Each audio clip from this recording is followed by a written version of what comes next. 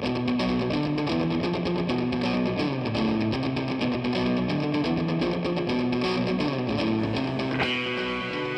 Pod, Episode 1058, Riftwork, Part 2, by C.W. Maurer.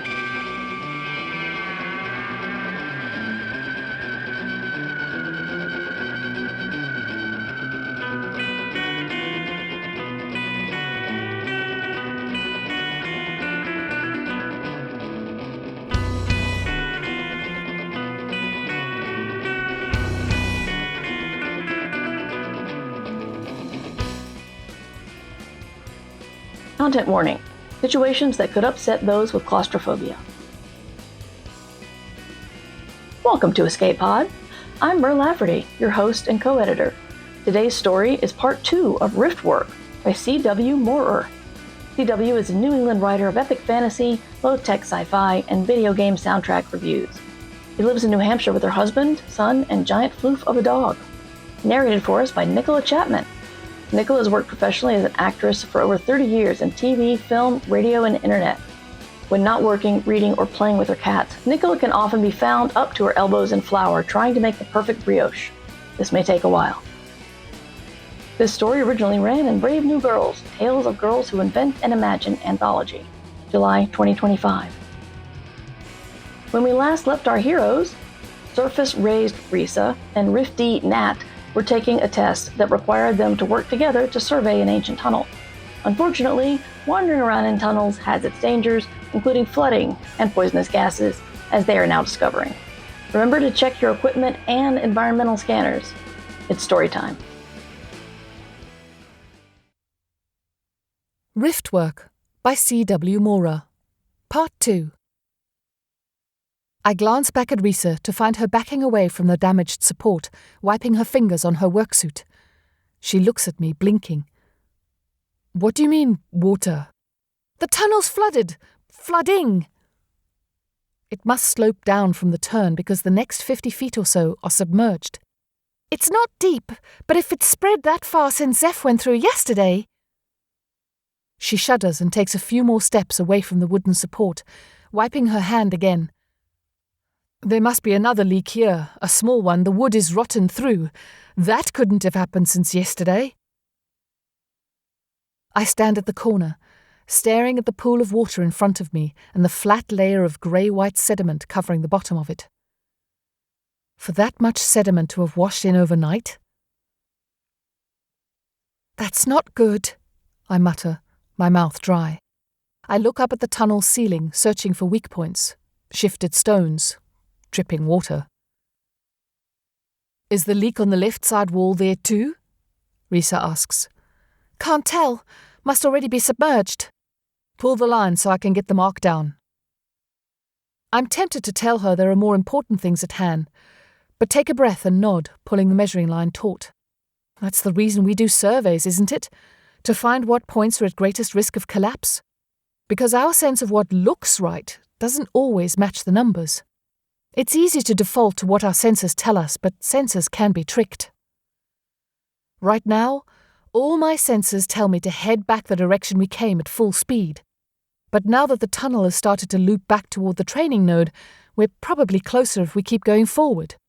Not that the shorter path automatically gets priority. Avoiding a half hour of walking doesn't mean much if we're caught in a collapse. This much new water means something shifted overnight, which means it might shift more today. Is the greater collapse risk ahead or behind? I ask. I have a rough sense of where we are on the map, but Risa's the one who's been staring at it all day.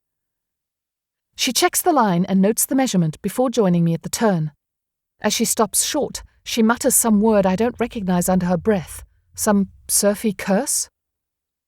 I laugh, because it's easier to focus on the strangeness than the fear. She ignores me and crouches down to balance her notebook on her knees.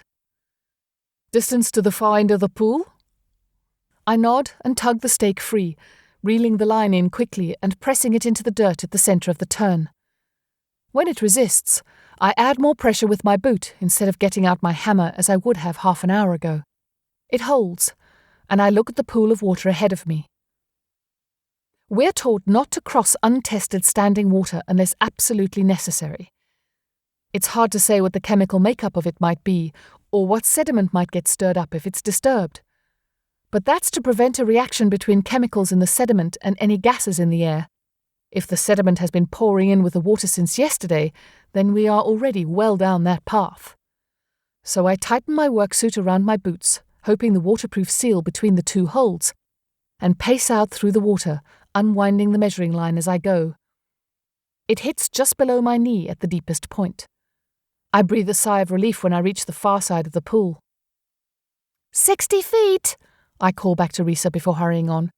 Support at 90. This one seems sturdy. She nods and begins scribbling away. I keep going to the turn, hope fighting with dread. What do we do if there's no clear indication of which direction is more dangerous? I reach the turn and adjust my headlamp to get a clear view the whole way down to the next turn. My breath catches. Even as I estimate the distances to the mess ahead, my hands follow the same routine they've been doing all day. Pull the line taut, read the number. Turn is at 180. I swallow to wet my dry mouth. Moisture on left side wall 50 feet out from here. Small puddle at base. Supports at 80. Debris pile on left side has kicked that support out across the path. Right side support condition unknown. I back away from the corner, unable to pull my eyes away. Like if I just stand there and watch it, it won't move. Another breath, and I turn to where Risa waits, moving as quickly as I can without adding any additional vibration of boots on stone. Her notebook sits on the ground beside her as she digs through her tool belt. Did you get that? She nods as she looks up, reaching one hand for her pencil as the other goes to her head. Earplugs. She puts the left one in and holds onto the other as she writes something down on the map sketch. Do you really think that... I shake my head. Doesn't matter. What about the turn at the end? She looks away.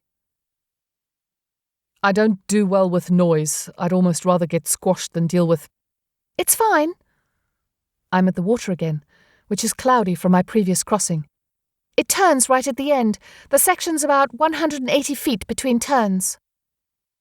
She puts in the second earplug and turns her full attention to sketching out the map. And I finish winding up the rope and stand behind her, trying to make sense of what she's drawn.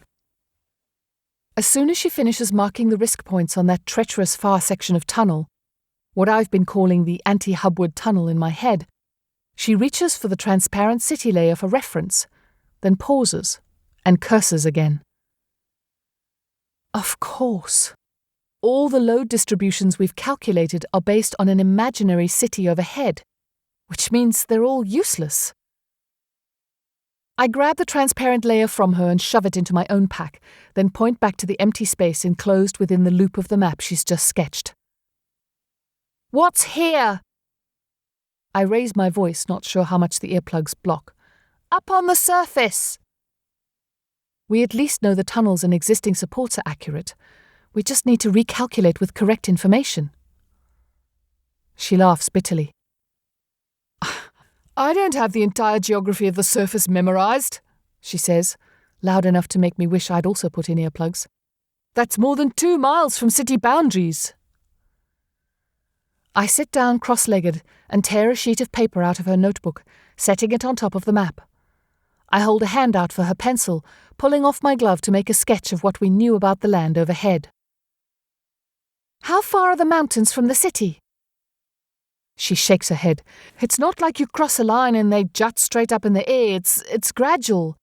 There's hills and valleys and rivers and lakes. She looks at the pool an arm's length away from us. I know that. I'm just... Wait. Look. She points at where the water hits the walls of the tunnel, where ripples are forming. Vibrations in the walls. I curse and get to my feet, my heart racing. But what's the use in running when we have no idea where to go? It's not a collapse. Not yet. There's a faint but distinct thump from the hubwood tunnel, and I freeze and stare back that way. A displaced stone? A broken support? My pulse pounds in my ears. Or is that a rain of debris echoing through the tunnels? It gets louder, the vibration growing more intense as an ominous rumbling joins the noise. Risa has ducked into a ball, hands over her head. I grab her and drag her backward into the corner where I can have my back to two walls. It's hard to tell the difference between what I'm hearing and what is vibrating through my body, resonating within my chest in a terrible pounding ache. I stick my fingers in my ears for good measure, but it does little good as the noise escalates into a roar that ignores my attempts to block it out. It rattles my head, and my chest feels like it might burst. My lungs ache too much to breathe. Distant cracks break through the roar of noise, and I can feel moisture on my face as a scream breaks free of my throat. Water? Tears? Blood? Is this what thunder feels like? I don't know how long it takes for the roar to stop. The rumbling eventually gives way to Risa's eerie keening. She leans crouched over on the ground, her arms still hugged over her head, a layer of dirt coating her worksuit. She breathes in jerking sobs that terrify me as much as the noise had. "It's all right, Risa," I say, my chest aching. I cough to clear my lungs of the dust in the air. It's over. For now. And we need to figure out what's going on before anything else comes down. I wipe my face, feeling like I've been crying, or like all the snot has been rattled out of me. Risa doesn't seem to hear me over her own hoarse voice, so I reach out to touch her shoulder. She lurches away, almost ending up in the water before I can grab her and hold her tight in a firm, awkward embrace. I pull her away from the water, even as she fights to get free. Eventually, her struggling slows, her body trembling all over as she sits and sobs in the now quiet tunnel. I don't trust the quiet. I dig through my pack for my medkit and unfold the blanket inside, throwing it over her shoulders. She pulls it over her head as well and braces her forehead against the wall of the tunnel. I don't stop her as she sits there, trembling, rocking a little. I'll figure something else out if she's still ignoring me in a few minutes. In the meantime, I try to calm myself down. I sip some water from my bottle, but not too much. Until we can confirm there's a way out, we need to keep our clean water carefully rationed. I check in with her every few minutes as I calm myself down and try to understand what happened. There's a glimmer of dust spreading towards us from the turn in the hubwood tunnel. The little trickle of a stream is flowing faster, but the pool next to us doesn't seem to be any deeper. I suspect it's the leak behind the rotten support. 15 minutes pass before Risa gives any sign of hearing her name. Even then, it's only a brief stillness, followed by slightly steadier breathing. I tell myself this is still some part of the practical, that the instructors will evaluate our methods when we get back. It's far easier to keep focused that way. "Water?" I ask Risa, raising my voice to make sure she can hear me. "We should get back to work." She pokes her head out of the blanket and looks at me, her headlamp blinding until she remembers to turn it up toward the ceiling. She's pale, her eyes red. "What?" she asks, her voice barely audible. She's still shaky, rocking a little. "Water?" I gesture towards my ears and she removes her earplugs a little cautiously, staring hubward. Holding out the water bottle toward her, I turn to look down the tunnel as well, pointing my headlamp straight to reveal the dust glimmer. "Part of the hubwood tunnel collapsed." She takes the water bottle and gulps some down. I have to stop myself from snatching it back and warning her not to drink too much.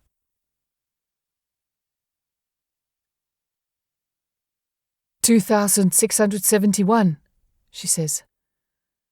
"It wasn't one the instructors planned."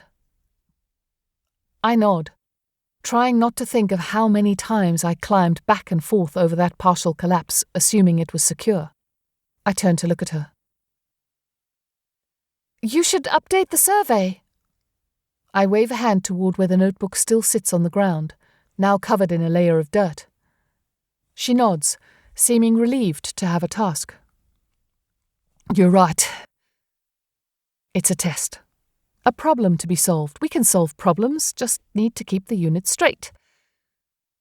As Risa paces back and forth, pouring her focus into updating the map, I sit cross-legged and stare at the anti-hubward turn. I'm pretty sure I hear splashing from that direction.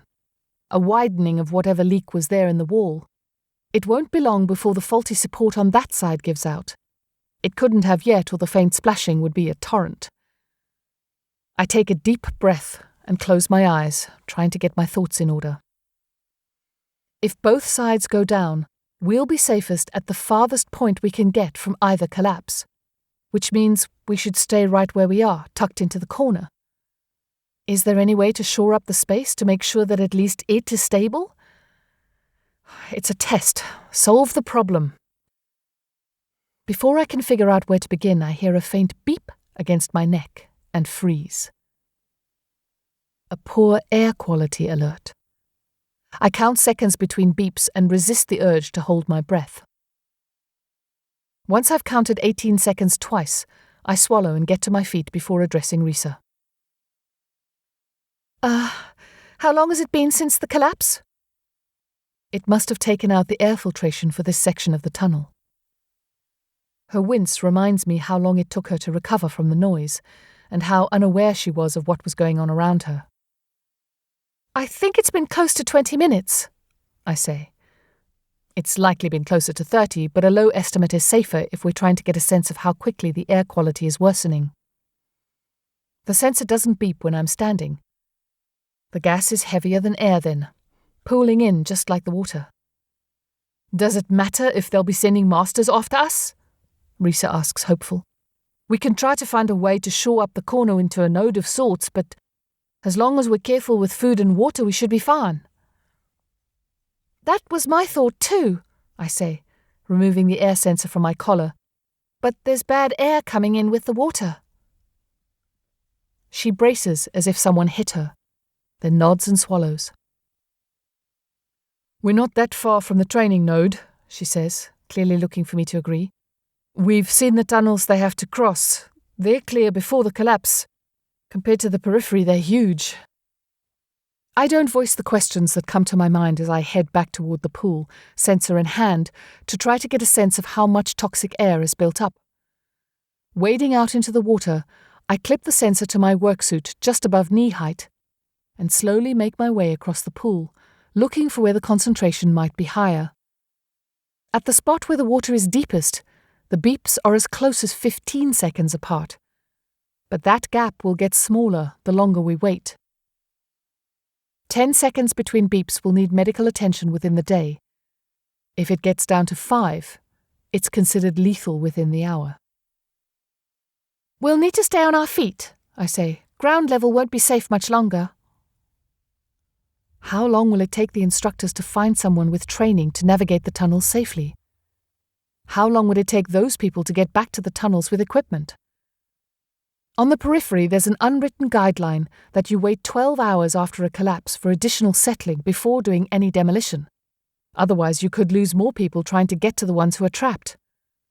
Would they ignore that now and risk the lives of trained rifters to save 2 apprentices? One of them a surfie? Risa interrupts my answerless questions. This is what your masters train for, isn't it? I turn and look at her. I'm not a cynical person, but I am a math person. And the math here doesn't work out in our favor. There are few unassigned masters near the node. Even if Perrin sent for someone immediately, it could take an hour or more to get someone there and equipped. That person would have to navigate the same tunnels we had, but even more carefully. Each of those manufactured weak points are going to look like real threats now. And some of them probably will be. I swallow. What do you say if we don't agree? I ask Risa, still counting seconds between beeps in my head. Up on the surface? Then we look north and south. She pauses, then continues more quietly. Or east and west if you know the other person is wrong. I nod and look down at the water again. If the gases are coming in through the same crack that the water is, would it be possible to stop it? But we don't have materials to cover a leak, even if we could find it. 13 seconds between beeps. I move the sensor up 6 inches on my worksuit, and it drops back to 15 seconds. I continue to work my way around the pool, trying to narrow in on the source of the toxic gas to a smaller area. At this rate, the air will kill us long before another tunnel collapse has the chance. I notice a large chunk of pale rock under the water and search the tunnel walls to find where it came from. My headlamp reveals a dark section in the pale stone of the right side wall, and I look closer and find some odd, dull metal sheeting exposed where the stone fell. But it's not stone. At least, not the stone that supports the rest of the tunnel. It's light and porous. Something that's solidified here since the cryocron? I pry at the edges of the material with my gloved hand, then turn to Risa.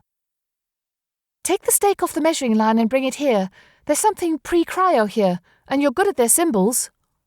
No one's good at their symbols, she says, but follows the instructions, grabbing the right-hand glove from where I left it and tugging it on as she wades into the pool.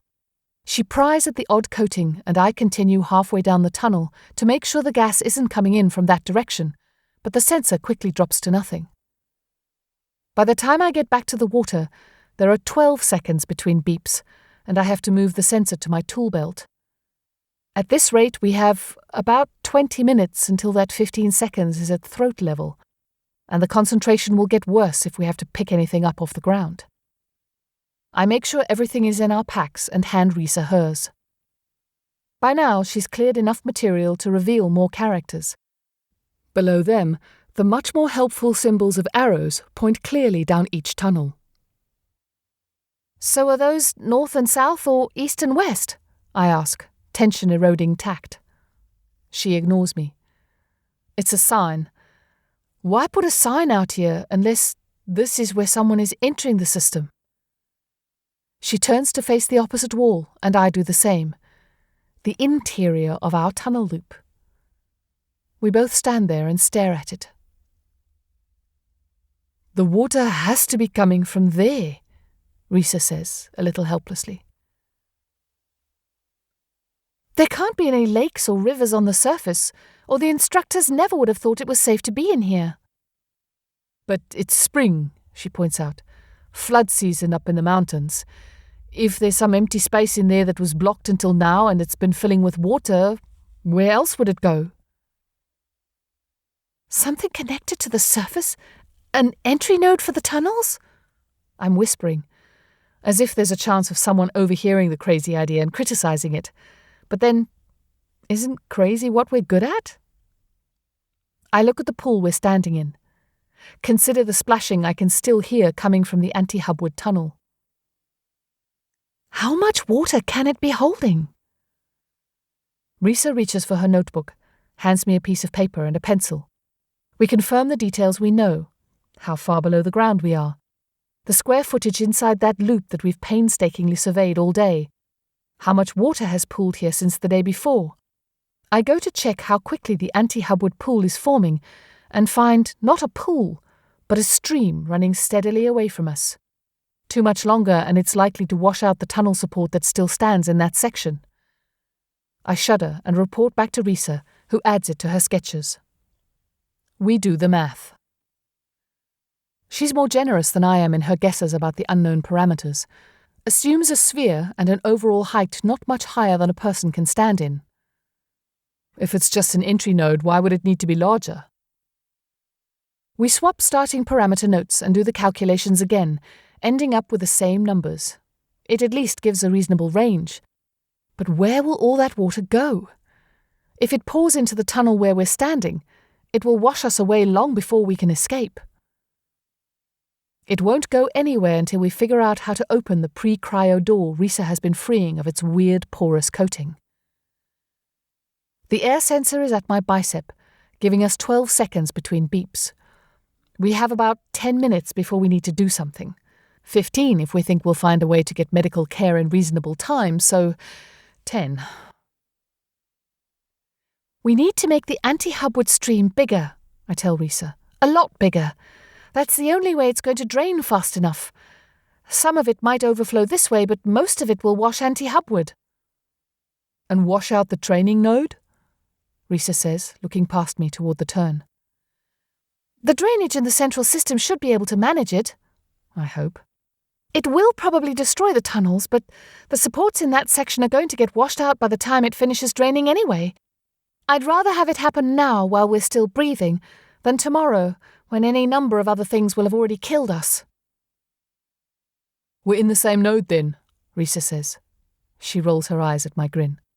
We still need to open the door. She gestures helplessly at it. It's been almost entirely cleared. There are no visible hinges or latches or locks. We both stand back to stare at it until Risa mutters that surfy curse again and runs a gloved hand around the exposed edge, which sits flush against stone. Well, not stone, the same odd metal the sign is made of.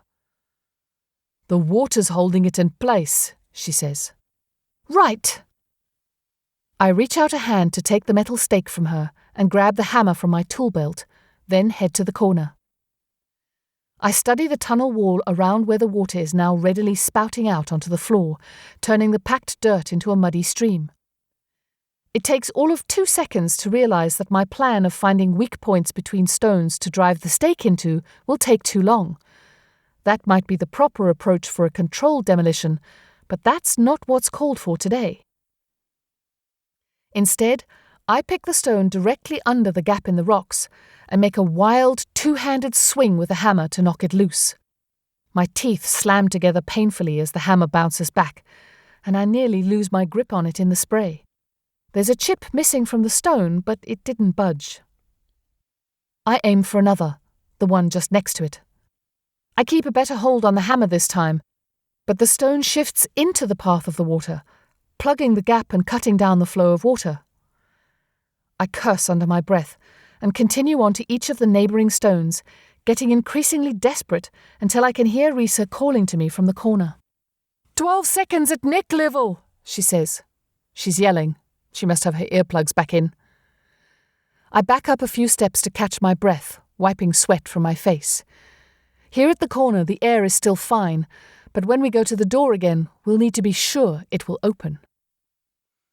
I count out 10 breaths, then go back to the wall where water is now lazily leaking down over the stone.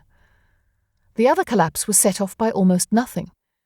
Yet something that would get me kicked out of training altogether in another situation doesn't even budge the stones. I eye that first stone, the one with the chip on the side from my previous strike. It seemed like the best one then, and still does. I wind up for one more swing, slamming the hammer down. The stone shifts, and I let out a whoop of excitement and line up for another hit. Before I can swing, though, water shoots out from the cracks in the wall, and I throw myself back away from it just in time for the entire section of stone to tumble into the tunnel. More water than I have ever seen pours in, roaring into the tunnel. I scramble backward before turning to sprint to the corner with a burst of manic laughter. Risa and I track the water flow from the corner, me collapsed on the ground, catching my breath.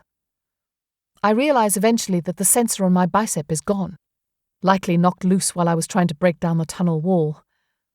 By the time the flow has slowed enough for us to hope the water piled up behind the doors has found its way out, the initial giddiness has faded into dread of what comes next. In the meantime, the entire stream has backed up enough to confirm that the tunnel is blocked entirely somewhere in that direction. We start towards the doors, Risa measuring the air toxicity as we go. Her sensor hits 10 seconds at neck level, a good 50 feet away from the doors. We pause there for a long moment. Ready? I ask, letting out my breath in a rush. Risa nods, then takes a deep breath and runs towards the doors. I follow a moment later, and the two of us shove against the left side door as the air sensor beeps madly on the collar of Risa's worksuit. Whatever's in the air makes my eyes sting, and I squeeze them shut. Our boots slide in the muddy pool, but the door budges incrementally as we both lean our full weight against the ancient metal. When it slips open enough for the rush of water to wind through, I yank off my remaining glove and shove it into the gap before elbowing Risa and retreating to the anti-hubward corner. We stand there gasping for air, the air sensor beeping at regular 15-second increments. But every second we wait means less water behind the doors. "Ready," Risa says when the beeping gets quicker again, her eyes red. "Okay, let's go." I wait until she fills her lungs with air before doing the same, and we both take off toward the doors at the same time. We're fighting the ancient hinges instead of water this time, but open it enough to slip through. There are stairs carved into the stone on the other side. I yank off my helmet and use it to prop open the door so that water and air will keep flowing out. We climb the stairs as quickly as possible, eyes stinging enough in the toxic air that even Risa's headlamp is barely helpful. My heart races too quickly for me to count seconds, but the sensor beeping is close enough to my heart rate to be sure that it's not safe yet, even when the stairs open onto the floor of some ancient node, almost half the size of the hub. Risa slows, eyes scanning the room in clear awe, which means the light of her headlamp follows. I jab her with an elbow, and she moves more quickly, panning the light across the walls until it reveals a tunnel that seems to lead upward. We run in that direction, lungs and eyes burning. Several steps up the tunnel, I allow myself one breath and hope it won't be the one to kill me. Risa makes it a few more paces before doing the same, and we pause at the next landing to count seconds between beeps. 8. Close. We sprint to the next landing, and by the time we pass halfway, I don't hear another beep. We collapse there for 10 minutes or more, then practically crawl our way up through the remaining lengths of tunnel, eventually finding ourselves in another node of sorts, the ancient door on the far side opening into a natural cavern. It's twice as high as I am tall, with no surface shaped by human tools except where the door sits. I've never seen anything like it. A wild tunnel. Risa turns off her headlamp, and before I can ask her what she's doing, I see light through the rocks ahead. It's night, but the sky is free enough of clouds for the moon to show through. Ha! The moon. I never knew it was so blue.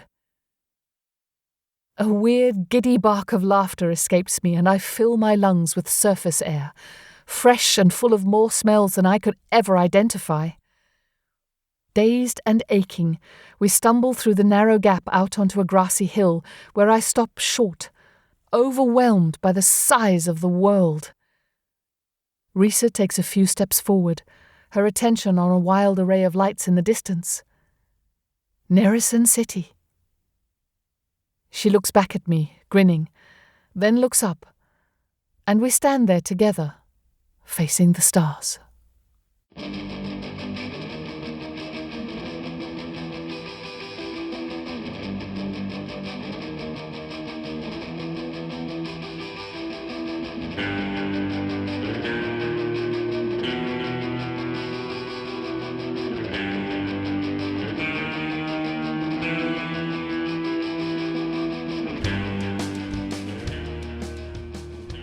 And that was part 2 of Riftwork by C.W. Maurer. I had kind of a dark thought the other day. We keep reading stories about how groups that are suspicious of one another because of ignorance will find that they have more in common than they think. Often, it's through a mutual trial, like Riftwork, where it's great to work for the same goal when that goal is to survive. But in our world, we're still suspicious of people from other places, or who talk differently, or have a different lived experience. I guess we need more stories urging people not to assume too much when you meet a new person. In Riftwork, they're not even enemies or opponents. But Nat still doesn't like being paired with Risa because she's a Surfy who keeps to herself. And Surfies think the Rifties are crazy, remember? And even when your prejudice is that you expect the other person to have a prejudice against you, that can lead you down some inefficient and sometimes unfortunate paths. Nat even says it at the beginning. She assumes the Surfies have incorrect assumptions about people like her because they're on the surface with the constant light.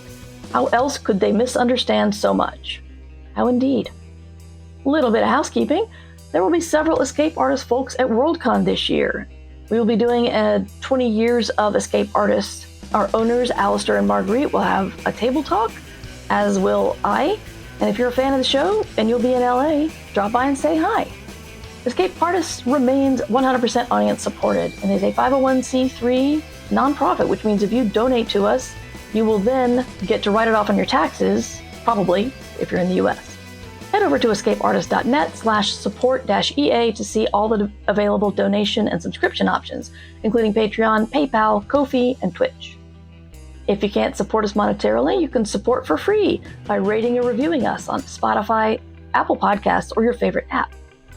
We are distributed under a Creative Commons Attribution Non-Commercial No Derivatives license. That's a lot of words that basically says you may take this file, you may duplicate this file, you may spread this file to all of your friends, but you cannot change it and you cannot charge for it.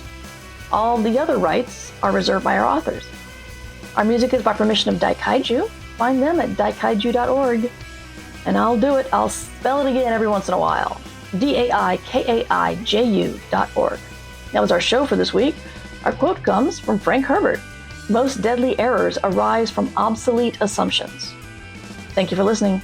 We'll see you next week with more free science fiction. Hope to see you at Worldcon. Stay safe, stay kind, and have fun.